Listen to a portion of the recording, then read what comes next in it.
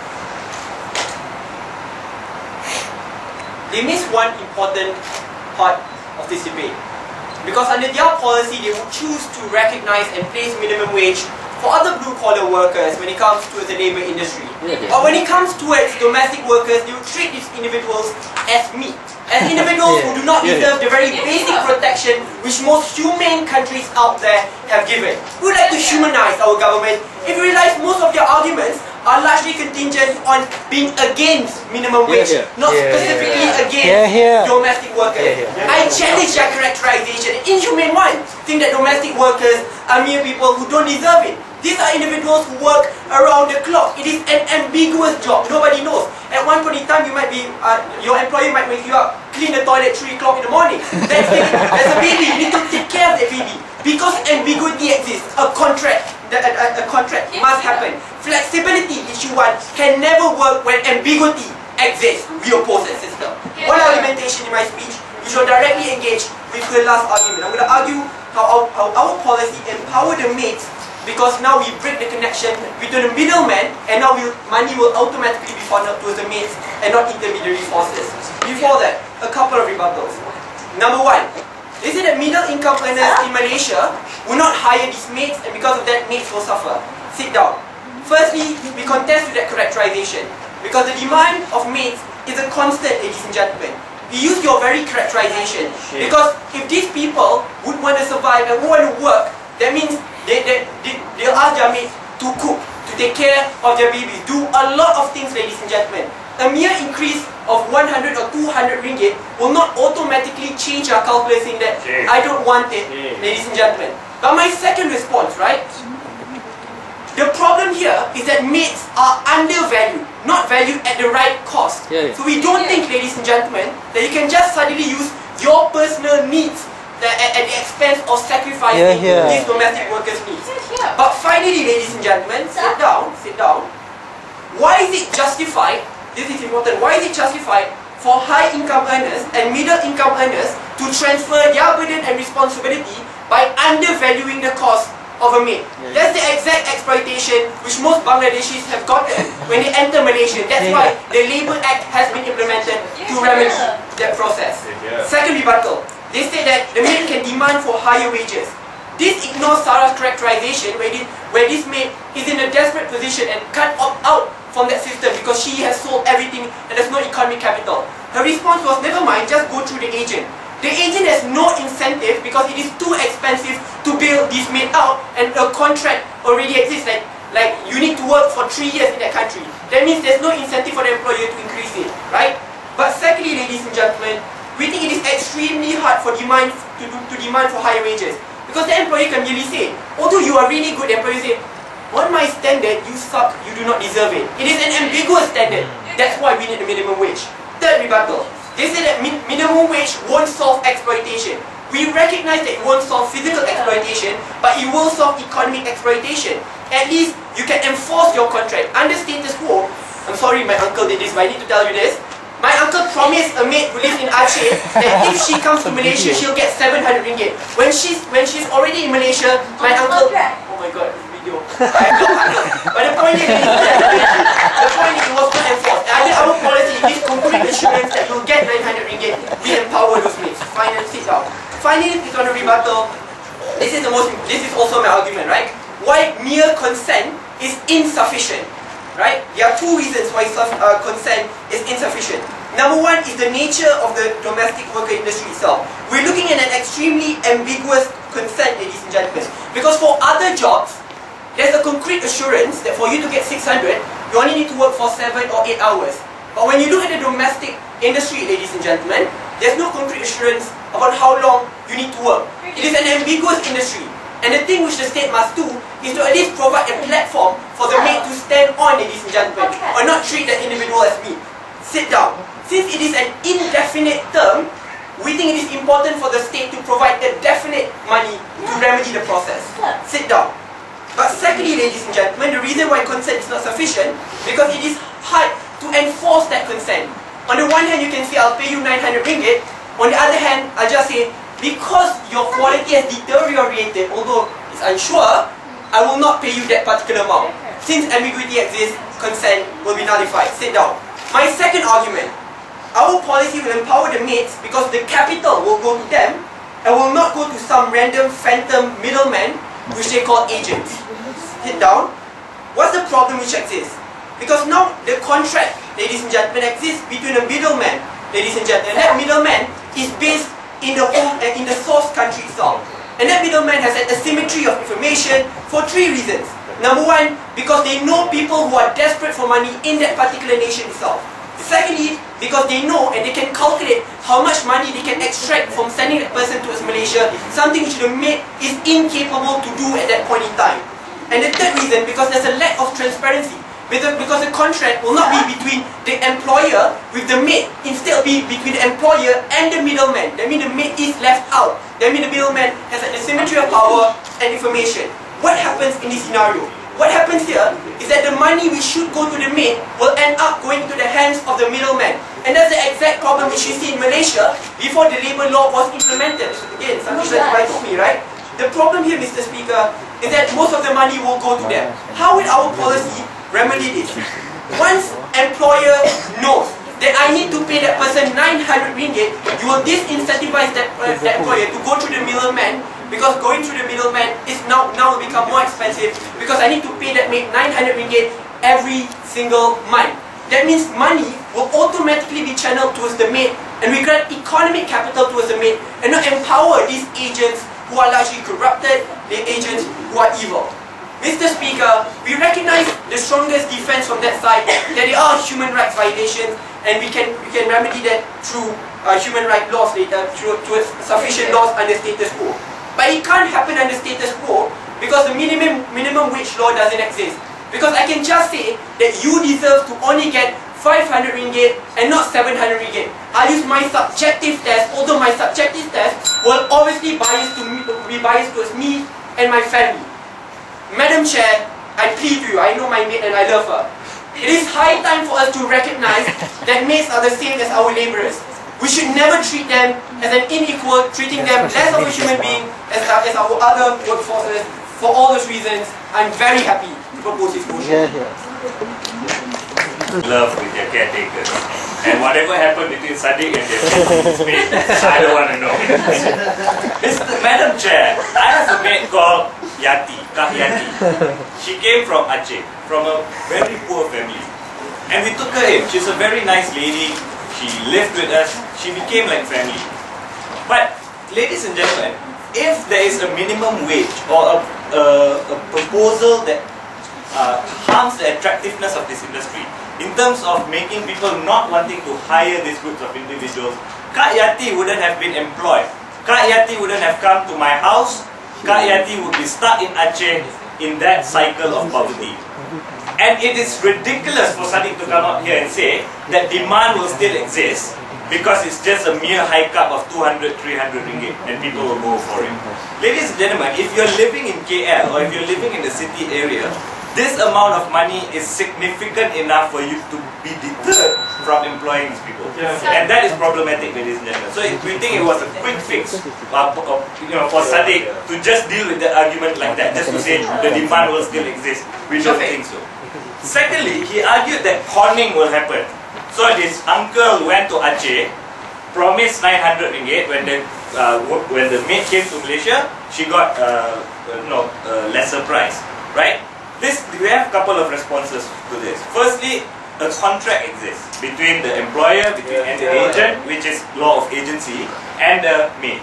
So we think that if the contract is breached and the maid didn't get what she was promised, then she has legal recourse. I mean, she can complain, she can report to her agent or to the state, ladies and gentlemen, to take action. In fact, under the status quo, to be realistic here, we have regulations that tells agents to monitor the well-being of these maids, ladies and gentlemen. That's why sometimes you see agents coming to your house to check and see whether or not the maid is okay or not. Those regulations already exist, ladies and gentlemen, and we think the maids have outlets for them to complain or for them to opt out from the system.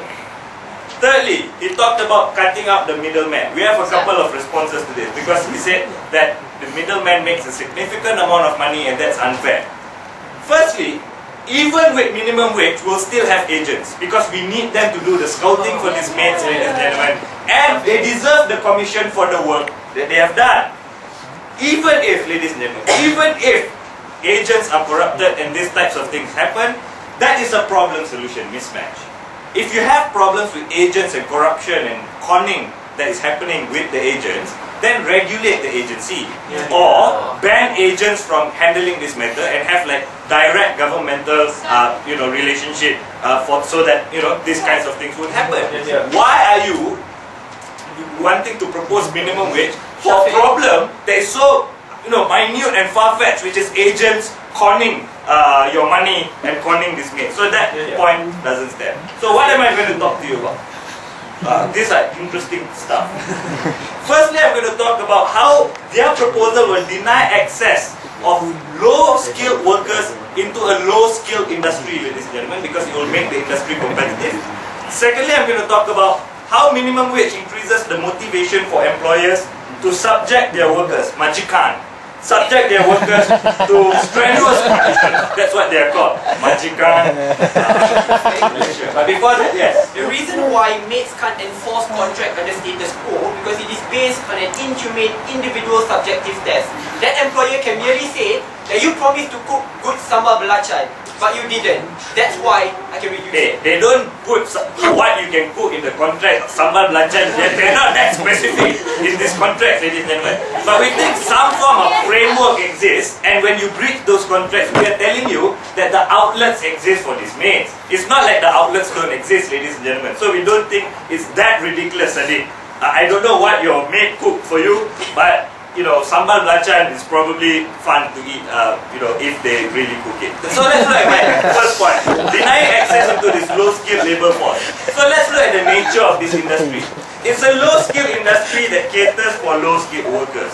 There is huge demand for these workers, ladies and gentlemen, because middle-income group, the middle class within Malaysia, for example, they have odd jobs, they have a lot of work to do, and they need these workers. So currently, these workers can access this market because it's affordable for this group of people, for the middle income group that really needs these workers.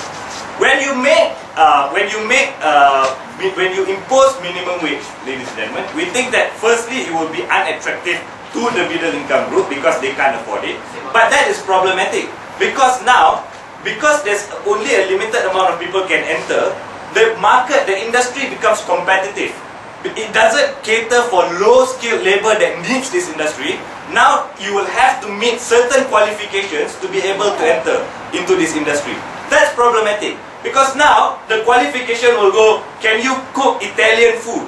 Can you do certain things, or you have some specialized knowledge on certain things to enter into this industry because because minimum wage exists. This is problematic because low-skilled workers from Aceh, from Jawa Tengah, Jawa Timur, ladies and gentlemen, all these poor people won't be able to meet these criteria or be as competitive as this group of people that will be able to access this market. What is the problem then? You have huge amount, since you want to care about the welfare of these individuals, you have huge amount of poor people that won't be able to access this market. Yes, they don't get much. They don't get 900 bucks with your minimum wage.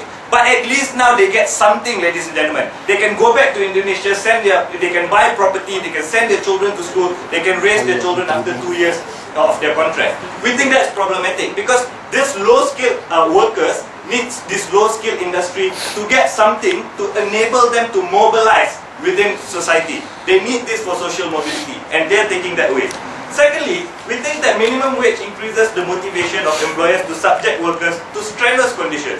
So if I'm a middle-class man, and I think that that may only deserves 300 to 400 ringgit, and you're forcing me to pay 900 ringgit, and I really need that man, what you're doing is that you're forcing that man to make his money worth, ladies and gentlemen, and extend certain, extend working hours, for example, or not having off day, because he feels like I'm paying so much, but I'm getting too little. So I need to put them to work. I need to make my money worth, ladies and gentlemen, and that harms the welfare of these workers even more. That is problematic, and that is why This is the side that, although on face value, it sounds ridiculous not to support minimum wage, but we are actually the side that is catering for the welfare of these individuals, ladies and gentlemen, and you have to consider that. We are very proud to oppose. The argument doesn't make sense. The second one, the argument shouted out. I need a clean position on stage to the right. The speaker Giving the one foot in the top, the right foot is not out. Second one is for him. He said that he said that he will see the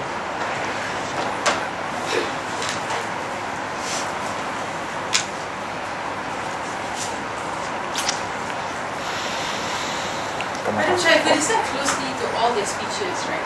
If you notice, the maids are actually empowered under their paradigm. Because the maids are actually well paid, apparently. The maids don't really have much of a problem. They even have an outlet to complain, as what Shafiq said in their speech. So these are the benefits that we give to you with the minimum wage. But they don't want to have a minimum wage because of cost. That's the main reason why they don't want to have minimum wage, because the cost is too high. For who? For the employer. They're only focusing on the employer. They're not focusing on the person giving themselves to you their entire life, living in your house. That's the lowest common denominator that we talked to you about, given the circumstances and the characterization that we brought to you about, completely dismissing the biggest stakeholder here in this debate. I have 3 points of contention for you in my speech. Number 1, the principle of minimum wages. Secondly, are we really harming the employers? And lastly, what is best for the production of these helpers? First thing, let's go to the principle of minimum wages. They argued flexibility. Shafiq's argument was very similar to Atik's argument. The idea here is there's no minimum standard. The fact here is it's different. Maybe this house, the person works, there's only a dog to take care of. But my house, probably there's an ailing grandmother there. So the flexibility there is not happening, apparently, according to their paradigm. But as Sadiq already told you, that's you going against minimum wages completely. A Starbucks barista working in PJ is working much harder compared to a Starbucks barista here in Bangi. Because there's just more people there, but they still get equally paid. That's the idea of a minimum wage. No matter what you do, you are just acquired the minimum basic amount of money which you are worth, despite the fact whether you do more or you do less. At least we guarantee you that you are not falling short of that, because we are talking about your livelihood, we are talking about your income which you need to survive. That is way more important, right? Sit down. Then we talked about market value. We look, these individuals, right, it's not, we can't leave it up to market value. We can't rely on people like Shafiq who are so kind-hearted to his Yati, right? We think here, these individuals, right, are giving up their entire lives to you. They're not individuals who are mates who go to work and come back home and watch TV. No,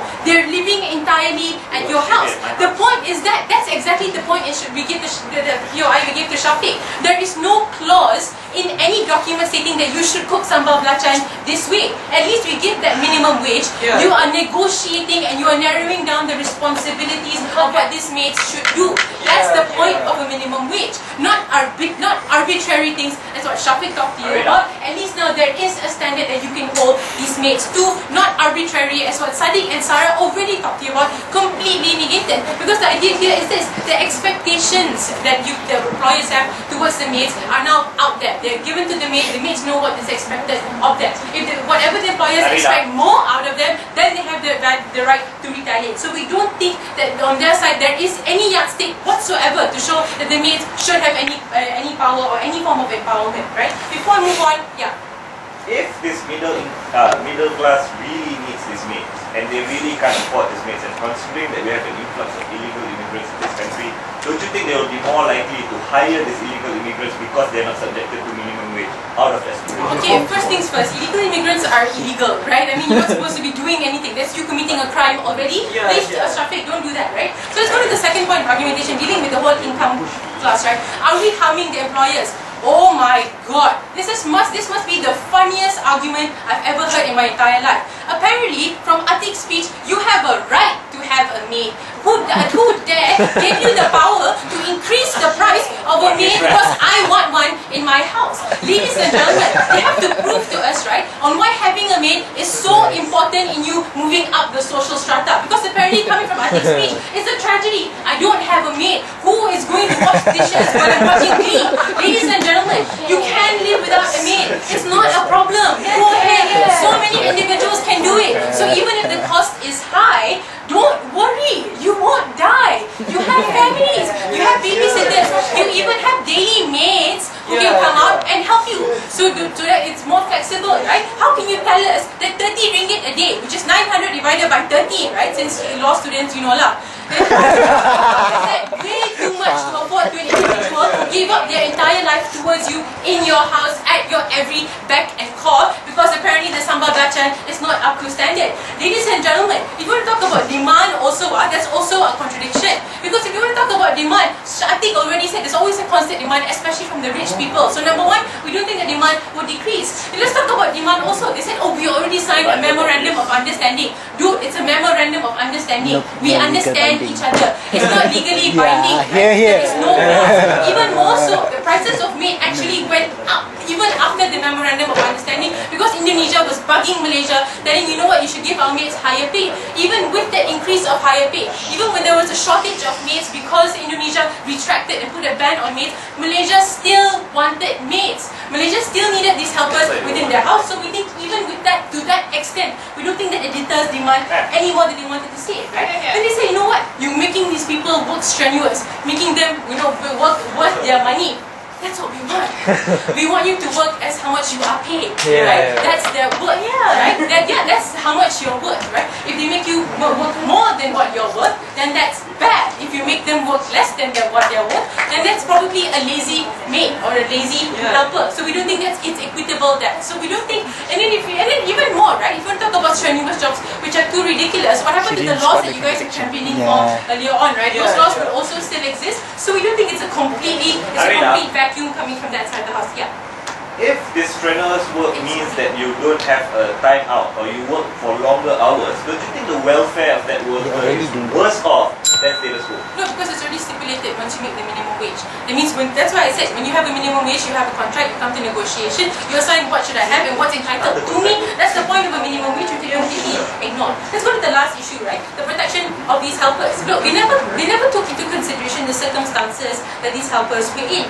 Yeah, they said laws would still exist. Yeah, if you get up to the point when you're beaten up, we're not going to wait up until that point, right? Especially when we're talking about these maids, right? Who most of the time they come to a new country, they don't know where to go. They don't even know that their employers are paying them less than what they deserve, right? They probably think that it's also fine. Yeah, I did this really bad thing. Maybe it's a really bad thing in Malaysia and I deserve to be hit by my employer. These are the kinds of things that we don't want. At least when you allow the minimum wage, there is a contract, there is a line, there is a standard as to which these individuals can be held. We told you about agents. He gave you, agents are unnecessary. Ladies and gentlemen, agents are the ones leeching the most amount of money, putting high commissions on people, putting high commissions on employees so that they can benefit the most, and shortening it out for these maids. So we don't think that just by dismissing the agents, the arguments on agents, it's a good enough rebuttal coming from Shafiq. Ladies and gentlemen, we need to have these maids protected. They're not commodities, they're human beings too. Thank you. This debate.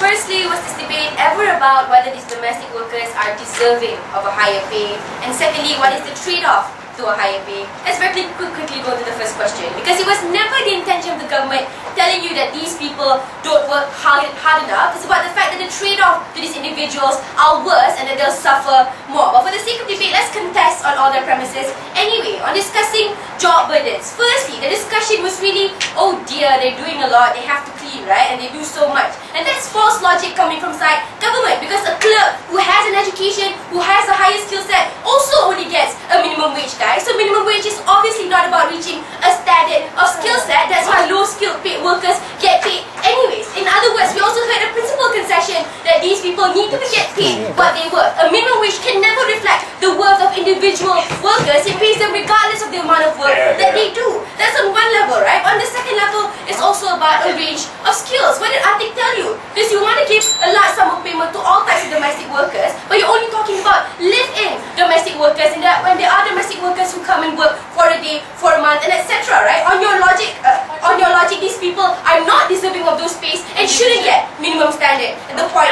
is that. But thirdly, they wanted to talk about hardships. Look, these people traveled so far and they have no safety net. If you want to talk about traveling for economic opportunities, these are individual choices. These individuals do so with the understanding that there's no minimum wage as we're speaking of right now. Yet they made a calculated risk to travel anyways, Mrs. Speaker. That means it's still worth noting that they'll make more economic opportunities despite that there are no not being a minimum wage in Malaysia nonetheless. But what was the response that we heard? Oh look, consent is ambiguous, therefore it's nullified. But what an assertion, Mr. Speaker, because the point of a contract is that there is no ambiguity in law. You cannot set a clause that says there's some internal standard that we can justify and give out at any moment in time, especially when the standard is how good is your sambal belacan, Madam Chair. The contract will probably say that you have to cook and clean and take care of my children, and that's that, Madam Chair. But nevertheless, what the problem is actually the problem of enforcement, because they did concede that there was a certain form of standard that everyone needs to come by to. So you have a problem-solution mismatch. If there's no enforcement, create a better enforcement policy, not create a brand new policy that creates massive and worse harms. And secondly, you really wanted to talk about the safety net, but it's a shame because the safety net that they're talking about is actually about abuse, because abuses are a crime and our penal code applies to any crimes that happens within our borders, Madam Chair. But in any case,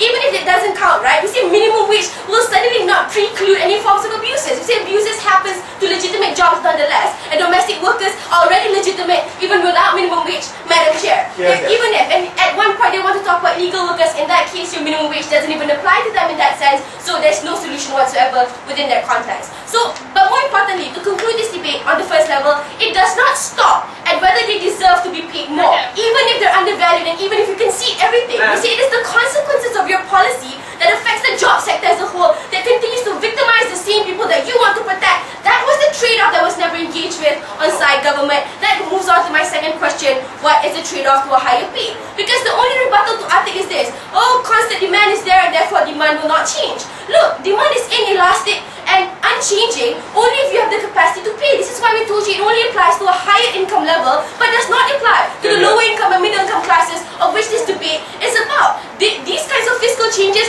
will change the demand and impact the demands of these job opportunities when it comes to the context, the real context that we're talking about. Exactly, they conceded that these people can live without a maid. So Atik's analysis of when affordability clashes with want or need, and this need comes with alternatives, these people will no longer give job opportunities to the maids that you wanted to protect. So these people will no longer be employed and no longer have any means of economic actualization. The largest harm in this debate as opposed to being abused, because at least money still coming in, then economic actualization and moving forward can actually happen. That harm needs to be considered by side government, but too late, right? But secondly, absolutely dismissive to the kinds of harms that Shafiq told you in today's debate, because what you're doing is you are changing the dynamics of the labor force. Because what did we tell you? When job opportunities are too few, the ones who now get employed have to be at an extremely high level of skills. You need to show 10 years of childcare. You can cook a variety of food. You are revamping the competitiveness of a low-skilled labor force, Madam Chair, that is meant to be accessible to every individual by virtue of it being a low-skilled labor force. Now these people who don't have education will no longer have an access to increase the social mobility and to increase the elevation of economic status within those contexts. Because you're changing the competition level of this market force. Before that, yes. Why don't you start the debate? Why do other labourers deserve minimum wage while domestic workers do not? What's exclusivity? Okay, that's exactly the third level to this argument. Let's do away with the principles of human rights, one, and secondly, the government's inconsistency of having minimum wage with all other blue-collar workers. Let's look at the first level. Atik told you this, you guys weren't listening. This is why Atik's analysis is extremely important, because she told you that this particularly is a job sector with exclusive traits that are separate from other blue-collar jobs. How so? Because the majority of the demands only comes from an upwards transitioning lower to middle income classes. That means, despite the demand coming from them and they need it the most because they're working maximum hours a day, these are the people who are most financially burdened. So even though they have the demand, they cannot pay for those demands, Madam Chair. This is an exclusive trait that doesn't apply to any other blue-collar jobs within Malaysia necessarily. So this is why the government needs to do away with certain principles, which leads me to my second level of analysis. Because we see similarly to any other developing nations, sometimes you are forced to sacrifice higher principles for economic actualization, and that was the backbone from side opposition that was never engaged with coming from side government, because they never negated this fact that sometimes pragmatic returns have to be prioritized over abstract principles. So yes, these individuals have higher, like basic principles like first world nations, etc., but these people have no means of progressing themselves within the status quo because there are no job opportunities for self-actualization. What was the analysis that came from Atik? She analyzed you a hierarchy of needs. The economic actualization needs to be the basis for progressing forward before we can appreciate the concepts of rights, because otherwise you cannot progress yourself on other shifted. If the opposition can prove to you that there is a loss of job opportunities, something the side government has never successfully negated, that means the harms that are being caused to these individuals that you wanted to protect is to a much larger extent than the benefits of abstract principles. So even if they have principles, they are suffering to a much larger extent under this debate right now. Madam Chair said opposition is extremely proud to oppose.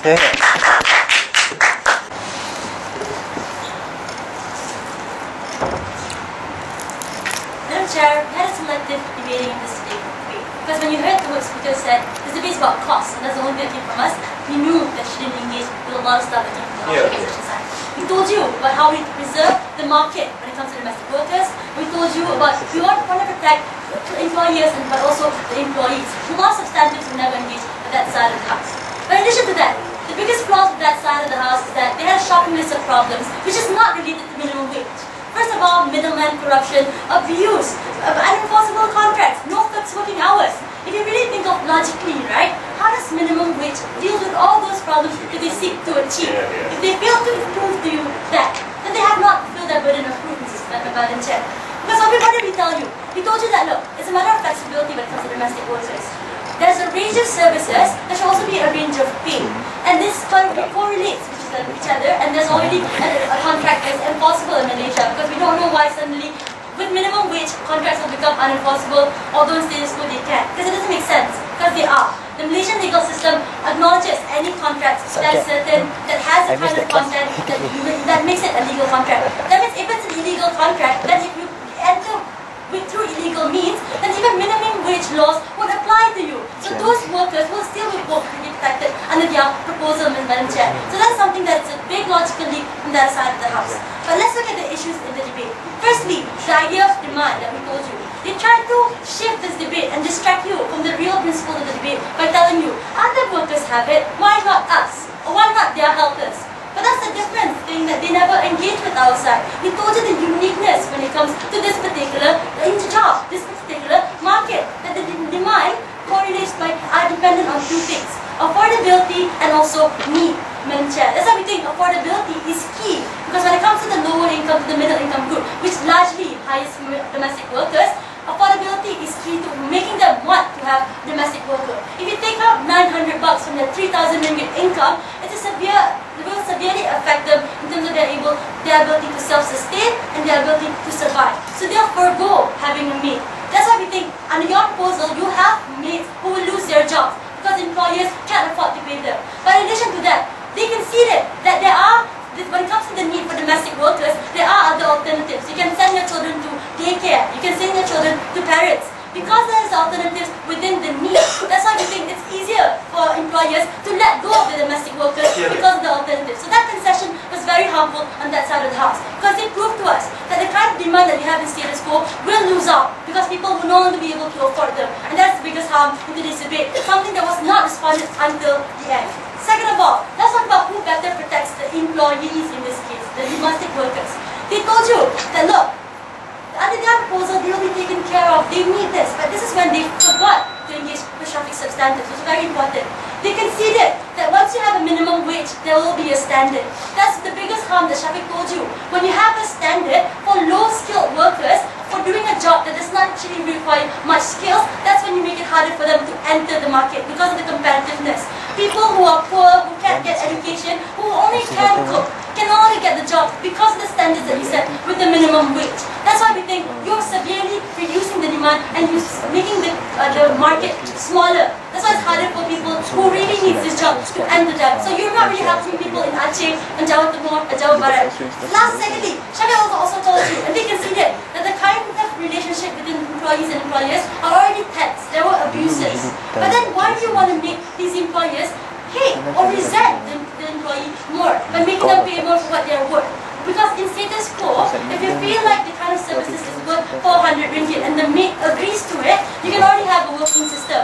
But under that proposal, although you feel that it's worth 400 bucks, you have to pay 900 bucks, Mrs. Madam Chair. That's why we think, that's why the flexibility loses its benefits that you only get in status quo. At the end of the debate, this side of the house talked to you about the market, talked to you about employers, and also talked to you about employees. And we had an objective. They did it. Thank you.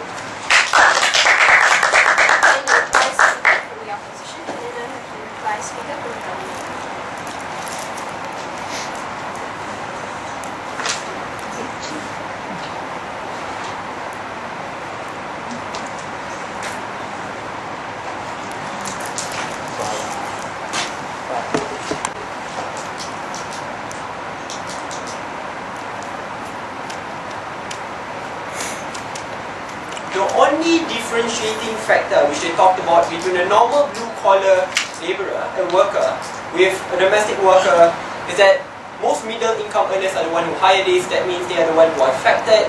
And if our policy apply, then the maids will go out of job. That's odd.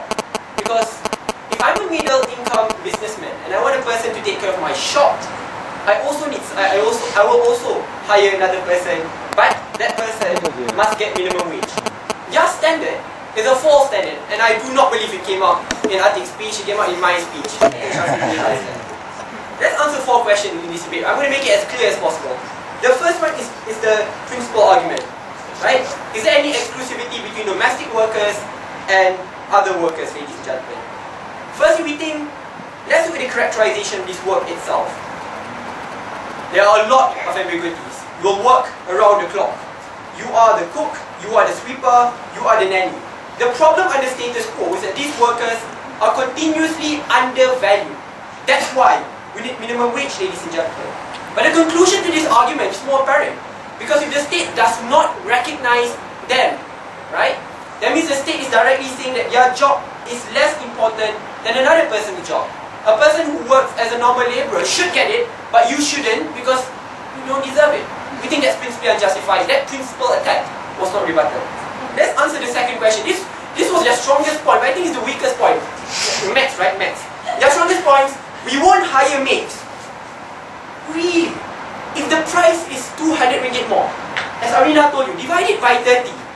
Each day, you only need to pay 6 ringgit more.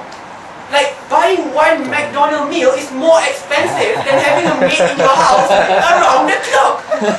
God! But secondly, we challenge that characterization. There's a fate worse than unemployment. And that fate is when you are employed but you are treated as a slave who is being paid. That's modern slavery, ladies and gentlemen. Right? That's far worse. You are promised saying that you only need to work for 6 hours, but in reality, your employer will wake you up 3 o'clock in the morning. We think there's a fate worse than unemployment, right? But if you realize that argument is an argument against minimum wage in general. That was the exact rhetoric which we heard, right, coming from the opposition when the Malaysian government wanted to implement minimum wage towards the Bangladeshi workers. But until now, we still see a constant influx of Bangladeshi workers, ladies and gentlemen. We think their argument is not context sensitive. Your strongest argument goes down the drain. Now let's answer the third question in this debate. Is consent sufficient? We brought you 2 levels of ambiguities. If you realize they only rebut 1, right? The first level of ambiguity which they didn't rebut was ambiguity on the amount of workload which an employer would give upon an employee. Because you might say that, because it is extremely ambiguous, you don't know whether you'll get 7 hours a day, 12 hours a day, 24 hours a day. Because for that, we need a solid platform. A minimum wage you will get. They didn't rebut that. Your only concern came upon ambiguity when it comes to salary, because they say you can enforce a contract. It's not that easy, guys. Because that employee can really say, because you did not fulfill your basic job requirement, you can't take care of my baby. You broke my glass, and now you need to pay 200 ringgit worth of compensation. That's the reality which most maids are forced to live with. At least under a model, there's a concrete safety net which we provide, ladies and gentlemen, something which they can't. But finally, are maids better off under our model? Their biggest concern that now we'll transfer a lot of job on them, we'll demand a lot from them. That's exactly what's happening now. We are demanding this maid to do a lot of things, but we are undervaluing them. Let's use your very characterization. You agree that these people work around the clock. You agree that these people must sweep, must work all the time. This strenuous job is already happening on the status quo. At least we balance it because we value them the same as the job which they commit. But more importantly, ladies and gentlemen, let's not forget something which I talked about, is that these middlemen are the very parasites. And now under our policy, now we will disincentivize people like you and me to go through these middlemen. Instead, we'll go through to hire these maids, ladies and gentlemen. For all those reasons, I'm very happy to trump the rights of domestic workers.